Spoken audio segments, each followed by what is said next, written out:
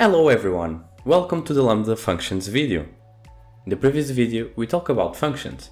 Although functions can simplify a lot the structure of your program, functions can even be made more simple. A Lambda function is a particular type of function that is written inline, making it easy to interact with other Python elements. Let's check how can we write a simple function and then convert it to Lambda function. 30 seconds into the flight, Atlanta's almost 2 miles in altitude. Let's define a function that performs a sum between x and y. And to do that, let me write output equals to x plus y. And then return output. So when we run this, for example, f sum between 10 and 25, we get 35, right? But how can we write a function inline? This is a Lambda function. Well, it's easy.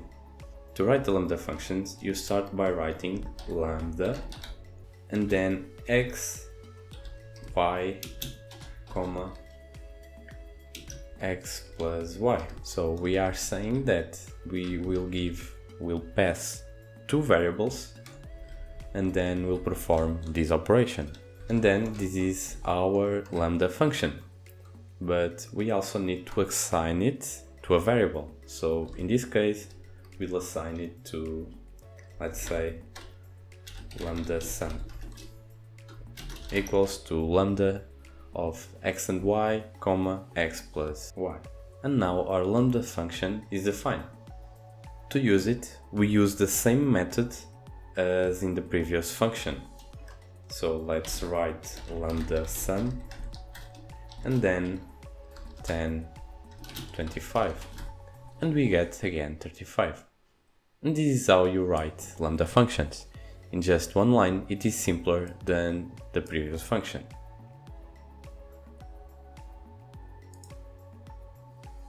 Lambda functions can also be used together with, for example, map, to easily apply the same operation over each element of a list. So let's check an example where we can apply the map function.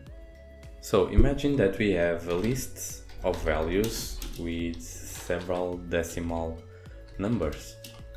Let me write a few ones. One more. Okay, this is our list. And now imagine that these are percentage and we want to multiply it by 100. So let's write our lambda function that does that. So x equal, let's assign our lambda function to x, and now we write lambda again I, comma, I multiply by 100. This is our lambda function to get what we want. And now, for example, let's use a list and then map. Map takes as input two arguments, a function and a collection. So we'll map this function to our values and we'll get our percentage.